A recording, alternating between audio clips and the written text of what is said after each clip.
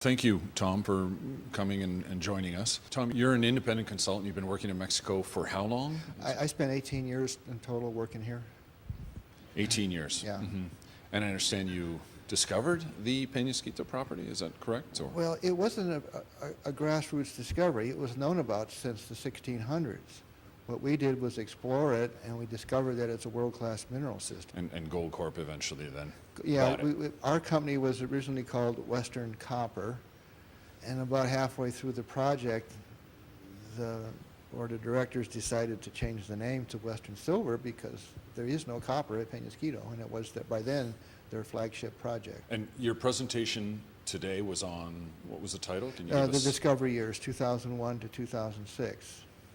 It's when I started work there. The company had it from 1998.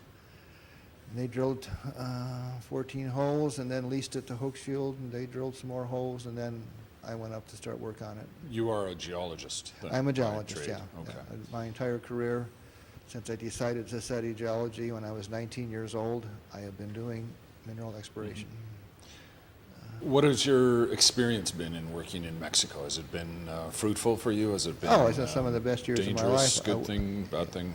Yeah, absolutely glad I came here and worked here, and all the people I've met and worked with, and the geology, it's been a great experience. According to the Fraser Institute, for example, in 2002, Mexico was ranked, I think, number 8 in the world as a friendly place to do business, for miners.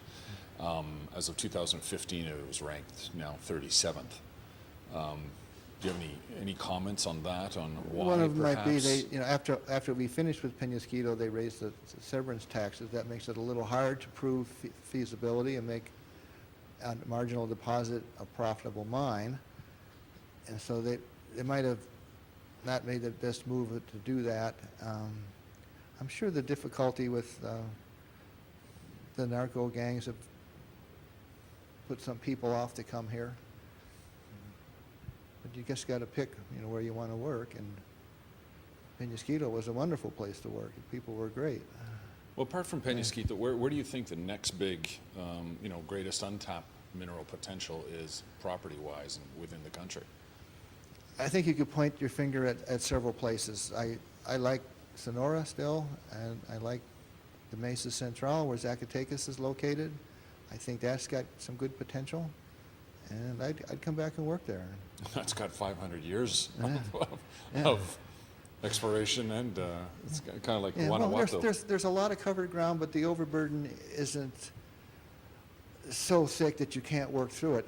Like in Nevada, you have the Basin and Range Province, and those basins are sometimes thousands of feet thick. And I've seen places in Zacatecas where bedrock is down half a meter, and so you could explore through it.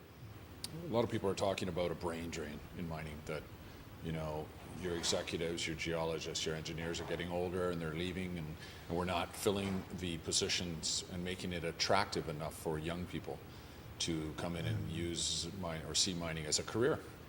How can we keep that alive, keep it interesting? It's a difficult one, and it's not a new situation. I think we're missing two to three generations of people that are younger than I am. It's a difficult career to be an exploration geologist, because every time there's a downturn in the market, the first thing the companies do is stop work and lay everybody off. Well, if you have a family and you have kids and you have a mortgage, you can't stop work and wait. And so a lot of people would prefer to be an exploration geologist, but they end up starting a business and they're building homes or whatever, and it's difficult. We're not alone. I think that there's several industries like ours, the extractive industries in general, are missing generations of qualified people to carry on. And it's very serious, and it's going to be hard to find people. Natural resource industries in general. Yeah, oil and gas the same way. Oil and gas, yeah. Hydroelectric. What you could do is, there are a lot of schools have stopped teaching geology. There's still some good ones around. I tried to support students. I'm working in Nevada right now, and I have a young field assistant. She's just got out of school with her bachelor's degree, and hopefully we'll give her some experience working in the field and get her in grad school, and she'll get a diploma. And I also like the idea of employing women, because half the world is female, And the old school was, this is a man's business, and it's really not. There's some very smart people out here that are women. Yeah, so mentoring is a good way to Mentoring's a encourage good way, the and youth. opening up the gates to everybody gets a chance. Having someone you can look up to. Yeah, you got a mentor. And at the crew at Penasquito, we had geologists. They were all from Mexico. Most of them came from San Luis Potosí, some from Chihuahua, and some from Mexico City. But all the local crew we hired had never worked in mining or exploration, and we trained them all to do the jobs, and they're still there. A lot of them are still working at the mine and doing well.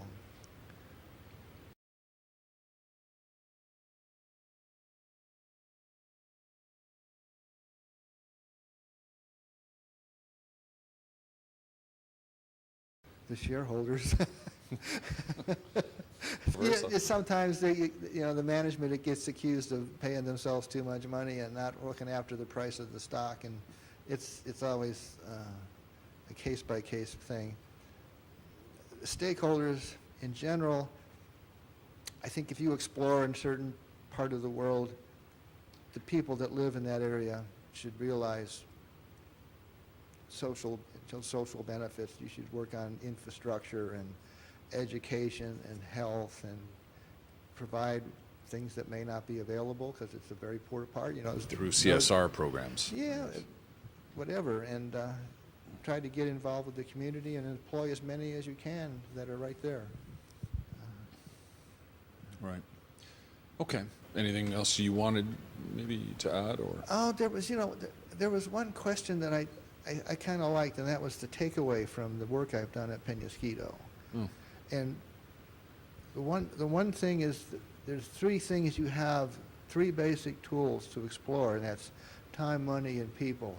And by far, people are the most important, and you have to pay very close attention to how you work with your people, train them, bring them along, make them participate.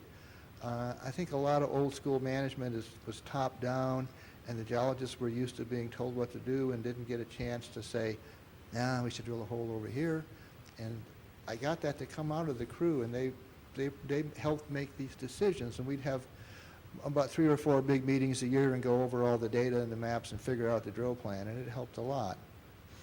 And the other thing about working there was it's not always the very latest technology, fancy geophysics or downhole surveys. You've got to be practical and simple things.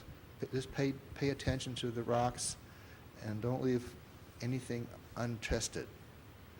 Look hard and think about it. So and empowering the people, yeah, and empower the your people, employees. and be yourself too. A lot of people, and someone who's an expert in this system says it's not really a good deposit, and that happened to us. We said maybe he's not right. This looks pretty good to us, and we kept on exploring. And it turned out that you It turned out good. Yeah. Yeah. Excellent. Okay. Thanks again, Ben, Okay. for your time. Yeah, my pleasure. Yeah. Thank you.